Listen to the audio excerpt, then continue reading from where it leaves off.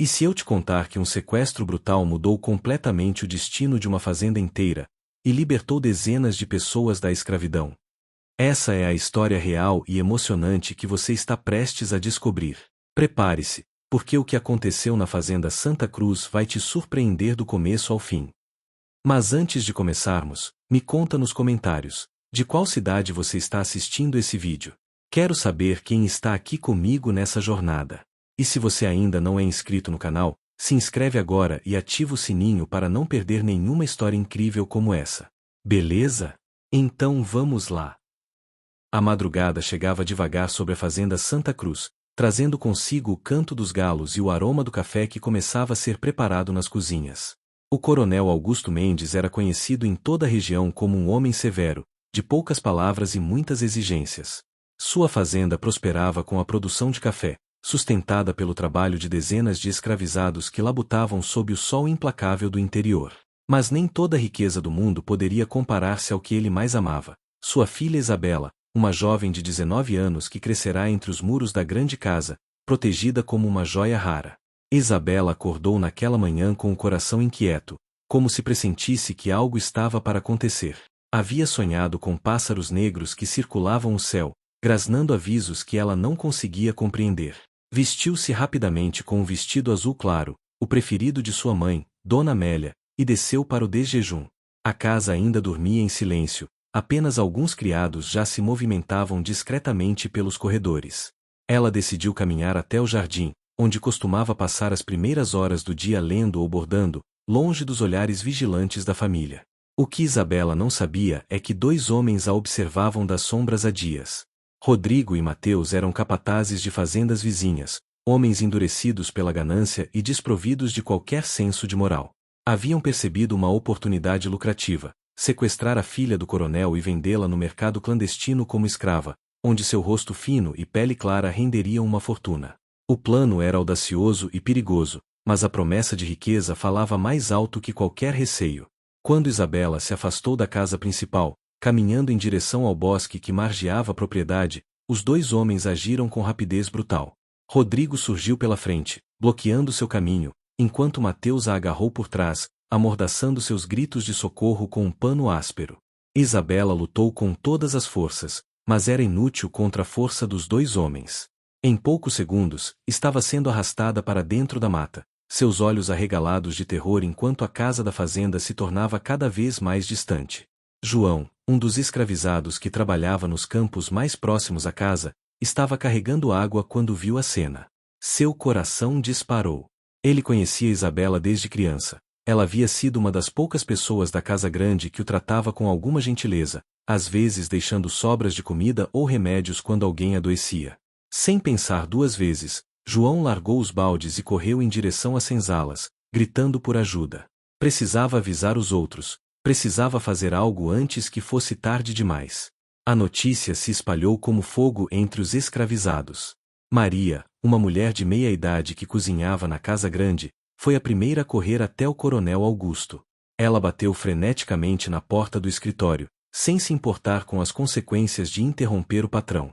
Quando o coronel abriu a porta, irritado, Maria mal conseguia falar entre soluços. Senhor, levaram a sinhazinha. Dois homens, no bosque. João viu tudo. As palavras caíram como um raio sobre Augusto. Seu rosto empalideceu e, pela primeira vez em muitos anos, o homem temido por todos sentiu o verdadeiro significado do medo. O coronel Augusto Mendes permaneceu imóvel por alguns segundos, como se o cérebro se recusasse a processar o que acabará de ouvir. Então, algo dentro dele se rompeu. Com um grito que ecoou por toda a casa, ele saiu correndo do escritório, derrubando móveis pelo caminho. Dona Amélia, que bordava na sala, deixou cair o bastidor quando viu o marido transfigurado, os olhos injetados de desespero. Isabela! Levaram nossa Isabela! Ele berrava, e o mundo de Amélia desmoronou naquele instante. João foi trazido imediatamente à presença do coronel. O jovem escravizado, ainda ofegante da corrida, relatou tudo o que havia visto. Dois homens, um alto e barbudo, outro mais baixo e robusto, arrastando Isabela para dentro da mata. Ele descreveu a direção, mencionou que ouvirá o relinchar de cavalos mais adiante, provavelmente onde os sequestradores haviam deixado suas montarias. O coronel ouvia cada palavra com uma intensidade feroz, memorizando cada detalhe como se sua vida dependesse disso. Rapidamente, a fazenda inteira foi mobilizada. Augusto ordenou que todos os homens disponíveis se preparassem para a busca, incluindo os feitores, capatazes e até mesmo os escravizados que demonstraram vontade de ajudar. Para surpresa de todos, vários se ofereceram voluntariamente. Alguns porque tinham afeição por Isabela, outros porque viam naquele momento uma oportunidade de provar seu valor, talvez conquistar alguma benevolência do patrão. Entre eles estavam João, seu irmão Miguel, um homem forte e silencioso, e Benedito, um ancião respeitado entre os cativos por sua sabedoria. Dona Amélia quis participar da busca, mas Augusto a impediu firmemente. Você precisa ficar aqui, coordenar, manter a casa funcionando caso recebamos notícias, disse ele, embora ambos soubessem que o verdadeiro motivo era protegê-la do que poderiam encontrar. Amélia assentiu com lágrimas nos olhos, agarrando as mãos do marido com força. Traga nossa menina de volta, Augusto. Traga nossa menina de volta. Ele acenou, incapaz de formar palavras, e saiu para organizar os grupos de busca. 3 grupos foram formados.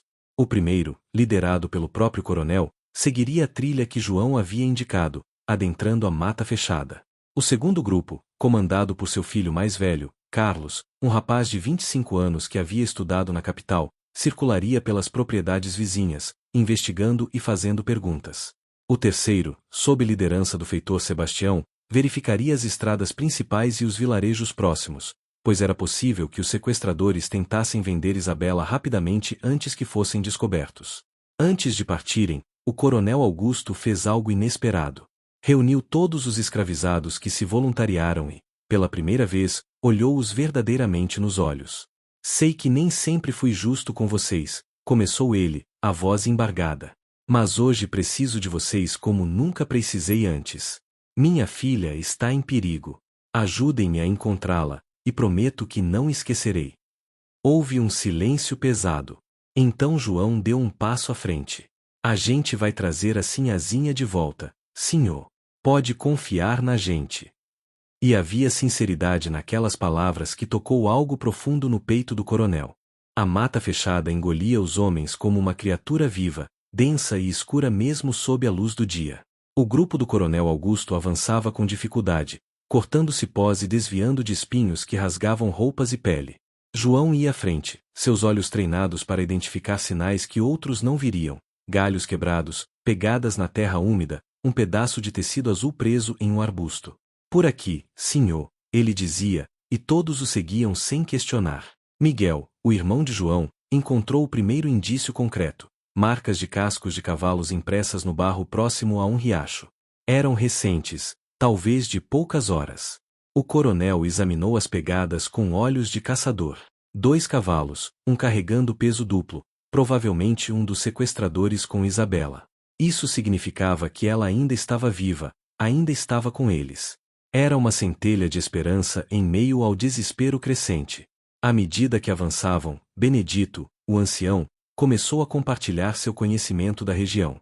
Ele havia nascido naquelas terras muito antes da fazenda existir, quando ainda era território livre percorrido por seu povo. Se eles querem fugir rápido, vão seguir para o norte, onde há uma estrada velha que leva às fazendas do vale. Lá é mais fácil se esconder, vender gente sem perguntas, explicou ele. O coronel olhou para o velho com respeito renovado. Então é para lá que vamos. Mas a jornada era extenuante. O sol do meio-dia tornava-se impiedoso, e alguns homens começavam a fraquejar. O coronel Augusto, apesar de sua idade e posição, recusava-se a descansar. Cada minuto perdido era mais um minuto que sua filha passava nas mãos daqueles criminosos, sofrendo horrores que ele não ousava imaginar. Sua determinação era contagiante, impulsionando todos a continuarem mesmo quando os músculos gritavam por descanso. Durante uma parada breve para beber água, João se aproximou do coronel. Senhor, posso falar uma coisa? Augusto acenou afirmativamente. A gente trabalha nessa terra desde que nasceu. Conhece cada árvore, cada trilha, cada esconderijo. Se confiar na gente de verdade, se deixar a gente liderar, vamos achar a sinhazinha mais rápido. Era uma proposta ousada, quase insolente, mas havia lógica inegável naquelas palavras. O coronel hesitou apenas um segundo antes de assentir. Faça o que for preciso, João. Confio em você. A confiança depositada pelo coronel em João foi como um sopro de vida nova no grupo. Os escravizados que antes seguiam ordens mecanicamente agora tomavam iniciativa, sugerindo rotas alternativas, identificando atalhos que economizariam horas de caminhada. Era como se, pela primeira vez, suas vozes tivessem peso, seu conhecimento fosse valorizado. E naquele momento, apesar das circunstâncias terríveis, algo começou a mudar imperceptivelmente nas relações dentro daquele grupo de homens. Enquanto isso, Isabela despertava lentamente de um sono induzido por alguma substância que haviam forçado goela abaixo. Sua cabeça latejava, e levou alguns segundos para que os olhos focassem no ambiente ao redor. Estava em uma cabana velha e mal cheirosa, as mãos e pés amarrados com cordas ásperas que queimavam a pele. O pânico a invadiu como uma onda gelada quando as memórias do sequestro voltaram em flashes. Os homens, a mata, a luta desesperada. Rodrigo e Mateus discutiam no canto da cabana, suas vozes ásperas carregadas de ganância. Ela vale pelo menos 5.000, talvez mais. Aquela pele clara, as mãos delicadas, os compradores do sul vão brigar por ela, dizia Rodrigo, examinando Isabela como se fosse uma mercadoria. Mateus, mais cauteloso, demonstrava preocupação. E se o coronel vier atrás? Ele é poderoso, tem amigos na polícia, pode mobilizar toda a região. Rodrigo cuspiu no chão. Quando descobrirem, já estaremos longe com o dinheiro. Relaxa. Isabela sentiu náusea ao ouvir os planos deles. Ser vendida como escrava, ela, a filha do coronel Augusto Mendes, tratada como objeto, privada de liberdade e dignidade. Pela primeira vez na vida, ela compreendeu verdadeiramente, na própria pele, o horror que dezenas de pessoas em sua fazenda viviam diariamente. As histórias que ouvia vagamente, os rostos sofridos que via mas raramente realmente enxergava, tudo adquiriu um significado devastador. Como havia sido cega, como havia sido cruel em sua indiferença privilegiada. Tentou se soltar, mas os nós eram habilmente feitos. Rodrigo percebeu que ela estava acordada e se aproximou, um sorriso desagradável no rosto. Bem-vinda de volta, princesinha. Espero que esteja confortável, porque temos uma longa viagem pela frente. Isabela reuniu toda a coragem que possuía e cuspiu nele. O sorriso desapareceu instantaneamente, substituído por fúria. Ele ergueu a mão para golpeá-la, mas Mateus o segurou. Não estrague a mercadoria. Marcas baixam o preço. As horas seguintes foram um tormento de medo e incerteza. Isabela rezava internamente, pedindo forças, pedindo que alguém a encontrasse. Pensava em seu pai, em sua mãe, na vida que tinha e que agora parecia um sonho distante. Mas no meio do desespero, algo mais se formava em sua mente, uma determinação feroz de sobreviver, de resistir, de não permitir que aqueles homens destruíssem quem ela era. Quando a noite caiu, Rodrigo e Mateus prepararam-se para partir. Haviam decidido viajar sob o manto da escuridão, minimizando o risco de serem vistos.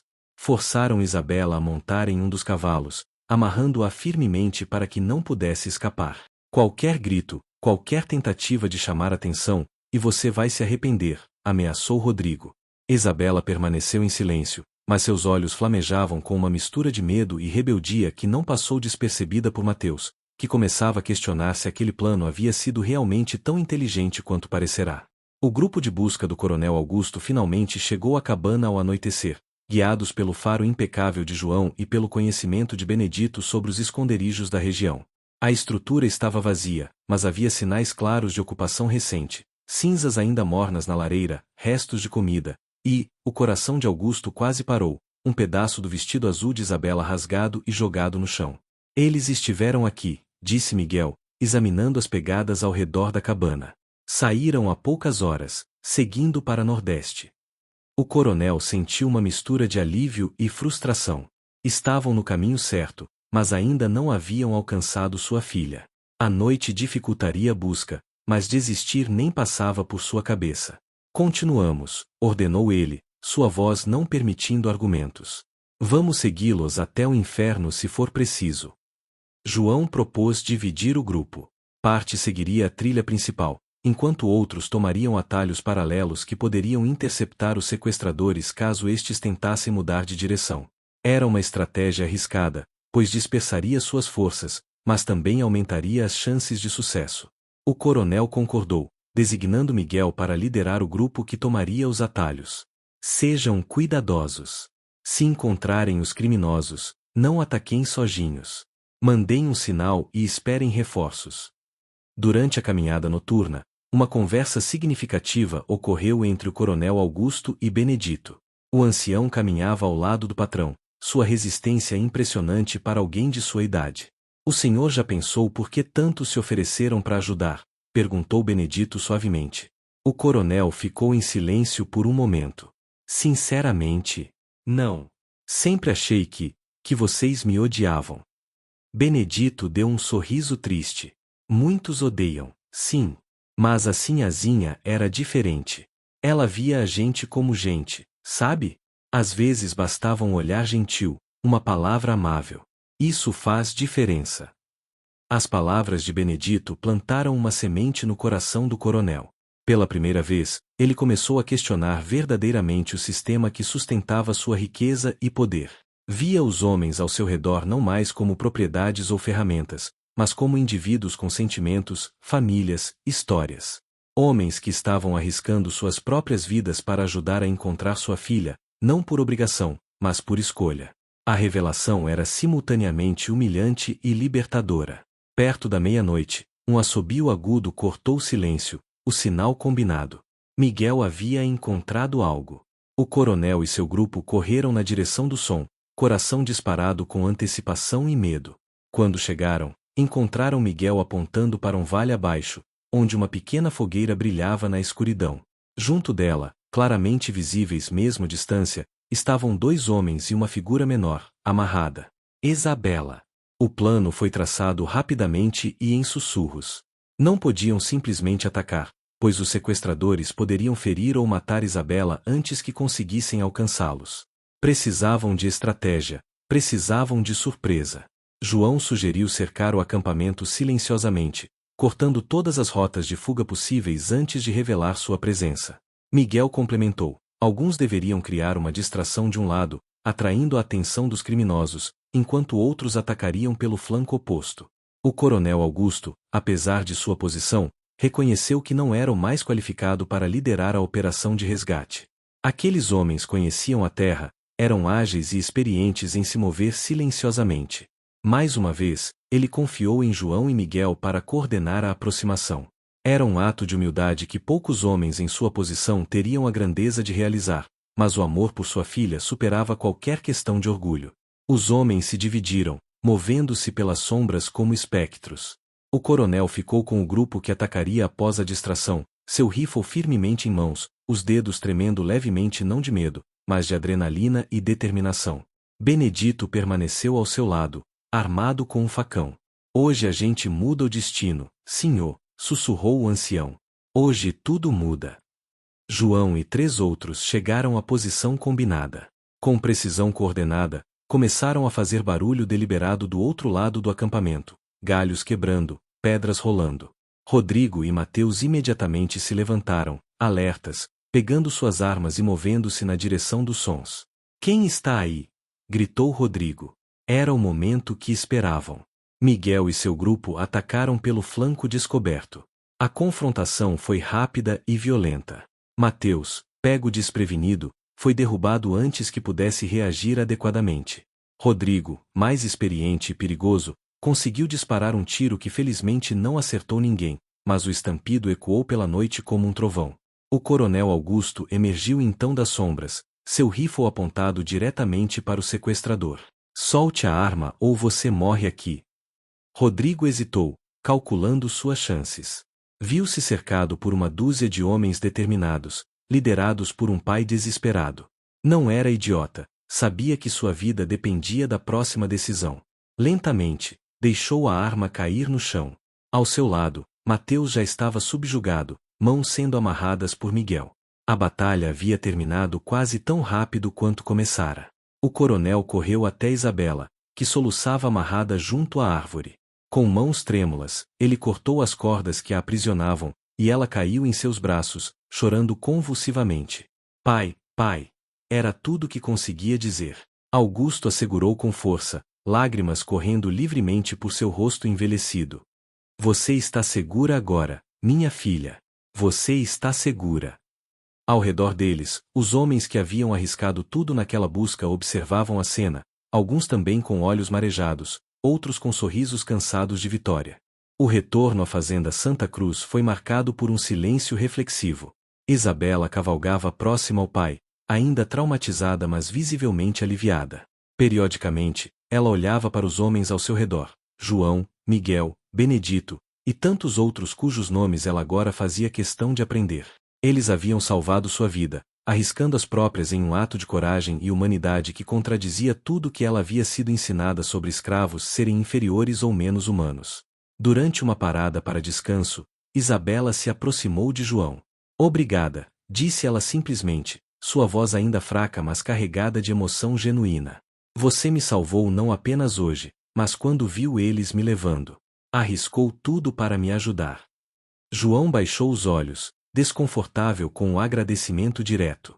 A sinhazinha sempre foi boa com a gente. Era o mínimo que podia fazer. Mas Isabela balançou a cabeça. Não, João. Não era obrigação sua. Você escolheu ajudar, e isso faz toda a diferença. O coronel Augusto observava essas interações com um turbilhão de emoções. Via sua filha, antes ingênua e protegida, amadurecida tragicamente mas também expandida em sua compreensão do mundo. Via os homens que ele havia possuído como propriedade revelando-se pessoas de caráter extraordinário. E, mais importante, via a si mesmo de uma perspectiva completamente nova, e não gostava muito do que enxergava. Benedito cavalgou ao lado do coronel durante parte do trajeto. O senhor está diferente, observou o ancião. Augusto deu um riso amargo. Como eu poderia não estar? Vocês salvaram minha filha quando tinham todas as razões para não fazer nada. Mostraram mais humanidade, mais nobreza do que eu jamais mostrei a vocês. Benedito ficou em silêncio por um momento. Então o senhor sabe o que precisa fazer? A pergunta ficou suspensa no ar como um desafio e uma oportunidade. O coronel não respondeu imediatamente, mas as engrenagens de sua mente trabalhavam intensamente. Ele pensava em sua vida, em como construir a sua fortuna sobre o sofrimento de outros. Pensava em Isabela, e no tipo de mundo que queria deixar para ela. Pensava nos homens ao seu redor, e na dívida impagável que agora tinha com eles. E pensava, pela primeira vez verdadeiramente, no que era certo, não apenas no que era lucrativo ou conveniente. Quando finalmente avistaram a fazenda Santa Cruz ao longe, Dona Amélia estava esperando na varanda, um vulto solitário contra o pôr do sol. Ao reconhecer o grupo se aproximando, e ao distinguir a figura de Isabela, ela desceu correndo os degraus, gritando o nome da filha. A reunião foi emocionante, mãe e filha abraçadas enquanto choravam lágrimas de alívio e alegria. Mas enquanto a família se reunia, os escravizados que haviam participado da busca foram discretamente voltando para suas senzalas, assumindo que tudo retornaria ao normal agora que a missão estava completa. Era o padrão, auxiliavam quando necessário, e então eram esquecidos novamente até a próxima necessidade.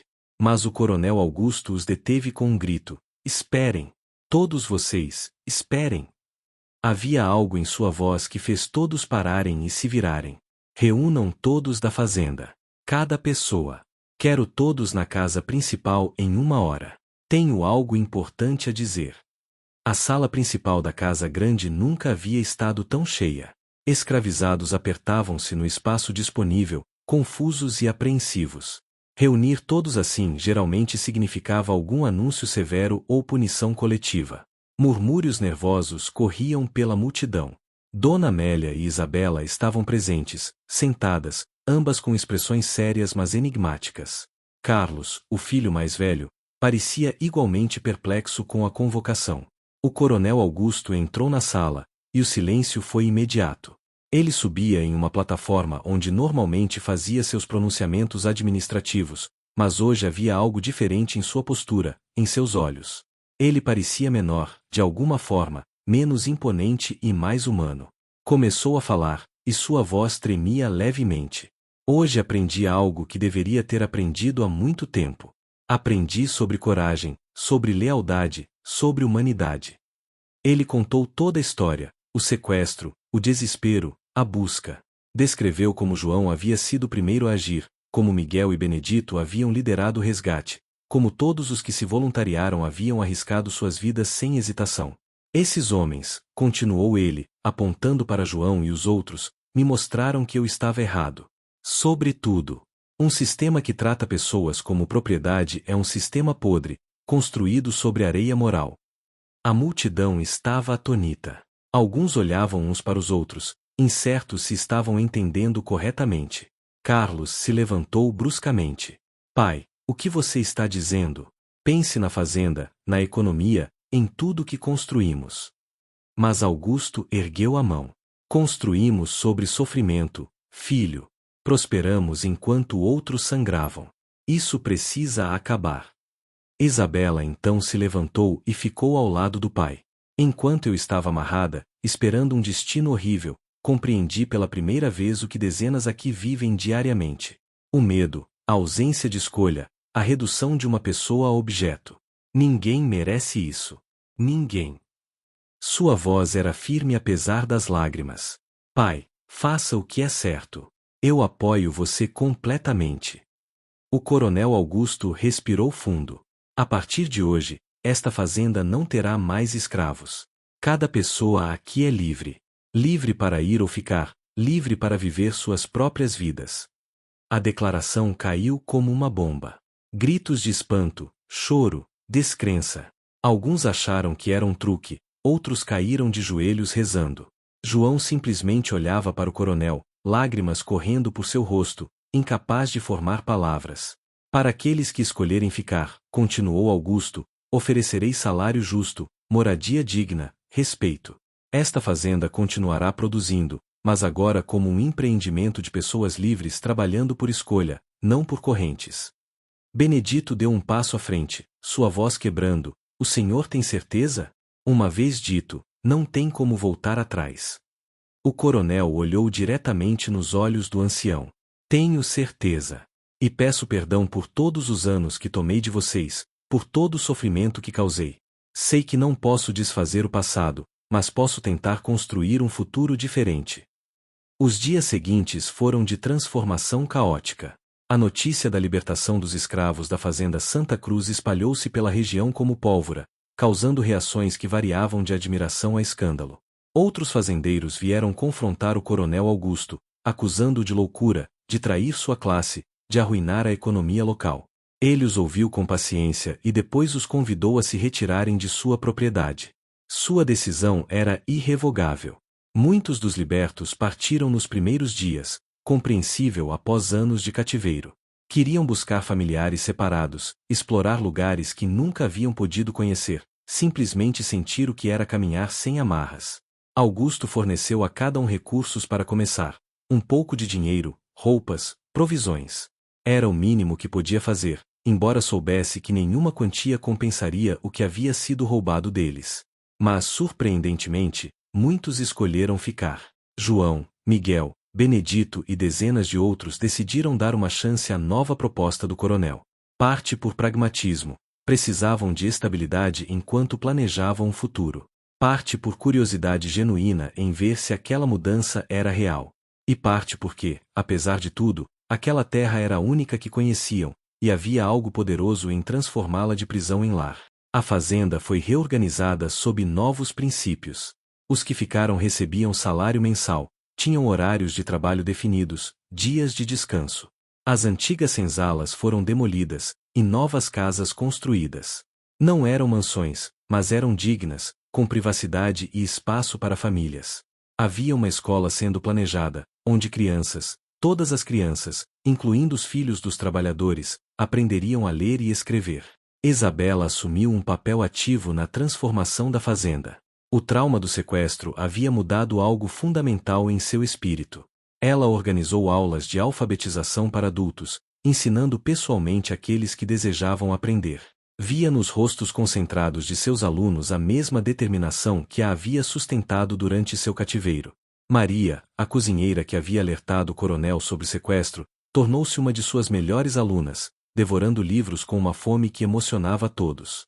João foi nomeado supervisor de uma das áreas de cultivo, não por favorecimento, mas por seu conhecimento profundo da terra e das técnicas agrícolas.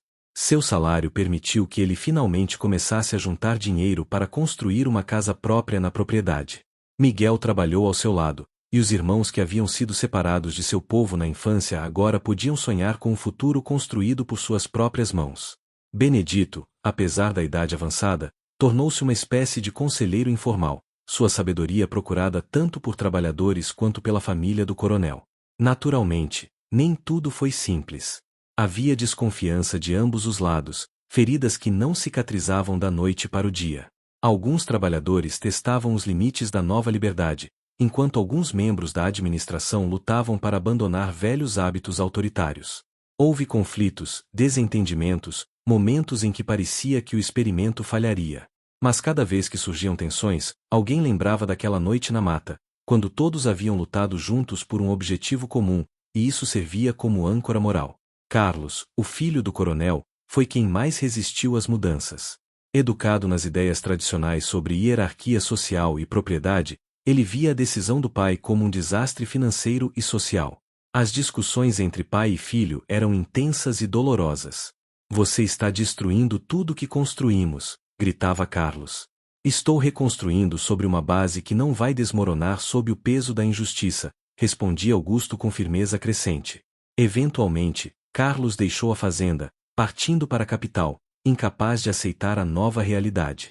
Foi uma perda que cortou fundo no coração de Augusto, mas ele não vacilou. Dona Amélia, por outro lado, surpreendeu a todos com seu apoio entusiasmado às mudanças. Ela começou a organizar eventos comunitários, festas onde todos, família, trabalhadores, vizinhos simpáticos, se reuniam como iguais. Sua gentileza natural, antes limitada a pequenos gestos paternalistas, floresceu em algo mais profundo e autêntico. Ela aprendeu nomes, histórias, sonhos. E ao aprender, ela também se transformou, tornando-se defensora vocal da causa abolicionista na região. Os meses passaram, e a fazenda Santa Cruz começou a encontrar seu ritmo. A produção, contrariamente às previsões apocalípticas dos fazendeiros vizinhos, não desmoronou. Na verdade, trabalhadores motivados e justamente remunerados provaram ser mais produtivos e cuidadosos.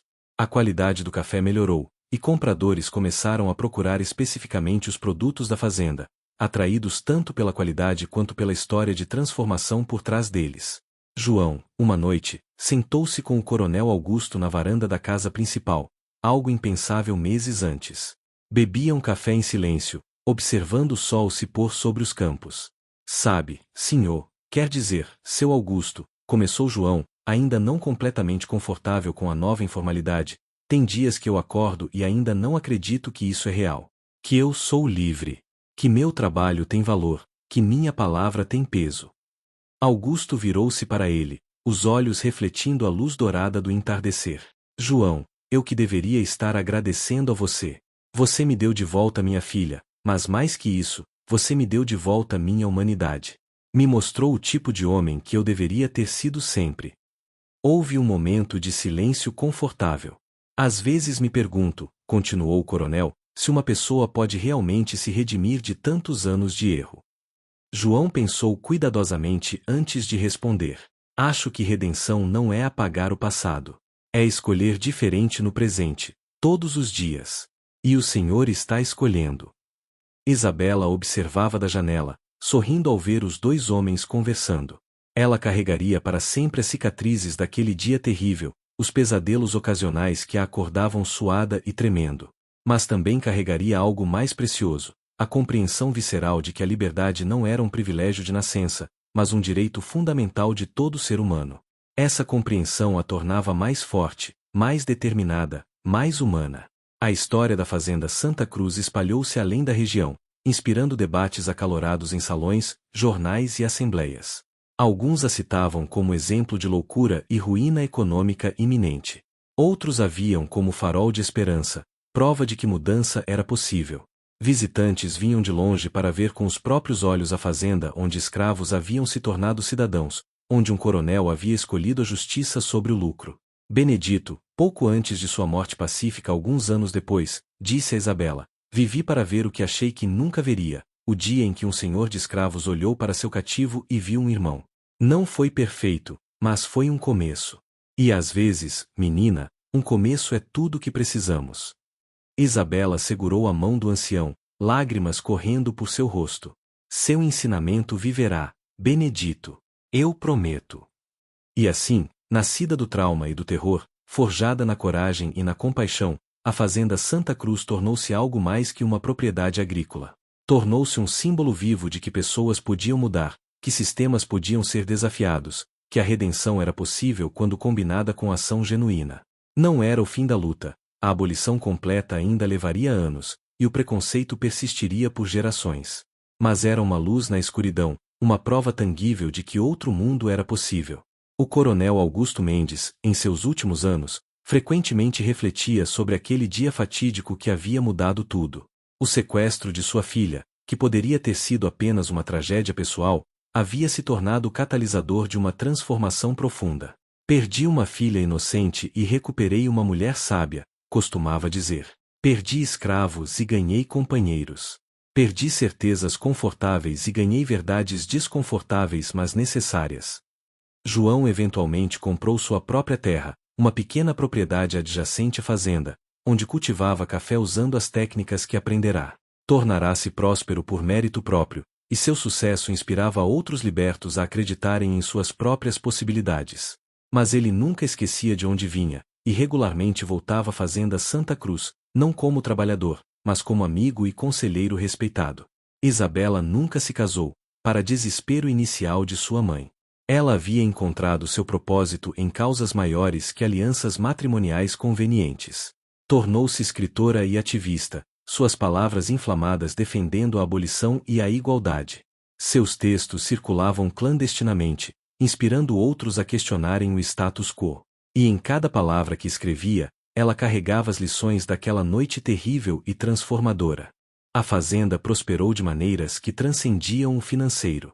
Tornará-se comunidade verdadeira, onde crianças de todas as origens brincavam juntas, onde famílias compartilhavam refeições e histórias, onde o valor de uma pessoa era medido por seu caráter, não pela cor de sua pele ou origem de nascimento. Não era paraíso, conflitos existiam, dificuldades persistiam, mas era profundamente diferente do que havia sido. E talvez o maior legado de tudo não tenha sido a transformação da fazenda em si, mas as ondas que se espalharam a partir dali. Outros fazendeiros, inspirados ou desafiados pelo exemplo de Augusto, começaram suas próprias jornadas de transformação. Escravizados em propriedades vizinhas ouviam as histórias e ousavam sonhar com liberdade. Jovens da região, testemunhando que mudança era possível, dedicavam-se à causa abolicionista com fervor renovado. Quando o Brasil finalmente aboliu a escravidão oficialmente em 1888, a Fazenda Santa Cruz já estava anos à frente. Os que haviam zombado de Augusto como louco agora viam-se forçados a seguir o caminho que ele havia desbravado. E embora ele não vivesse para ver aquele dia histórico, faleceu pacificamente em 1885, cercado por Amélia, Isabela, e muitos dos homens e mulheres que ele havia libertado. Seu espírito estava presente em cada voz que celebrava.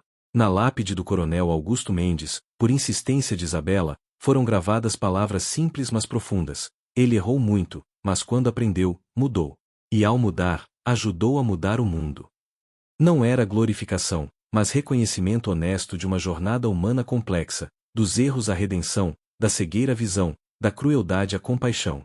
João, já ancião, visitava o túmulo regularmente. Ali, conversava com o velho coronel como haviam feito tantas vezes na varanda, compartilhando notícias da fazenda, dos filhos e netos que agora corriam livres por aquelas terras. Você não foi perfeito, seu Augusto, dizia ele em uma dessas visitas, mas foi corajoso quando importava. E isso, no final, fez toda a diferença. A história da Fazenda Santa Cruz passou a ser contada e recontada, cada geração adicionando suas próprias camadas de significado. Para alguns, era história de redenção. Para outros, de justiça tardia. Para outros ainda, lembrança de que mudança é possível quando coragem e compaixão se encontram. Mas para todos que conheciam a história verdadeira, era algo mais profundo, testemunho de que até nos momentos mais sombrios, a luz da humanidade pode brilhar, transformando não apenas indivíduos, mas o tecido mesmo da sociedade. E assim, de um ato de violência e terror, nasceu uma história de esperança e transformação. O sequestro de Isabela, que poderia ter sido apenas mais uma tragédia nas crônicas do Brasil imperial, tornou-se o primeiro capítulo de algo muito maior, uma revolução silenciosa que começou em uma fazenda e ecoou através do tempo, lembrando a todos que é possível escolher diferente, que é possível ser melhor, que é possível construir um mundo onde todos sejam verdadeiramente livres.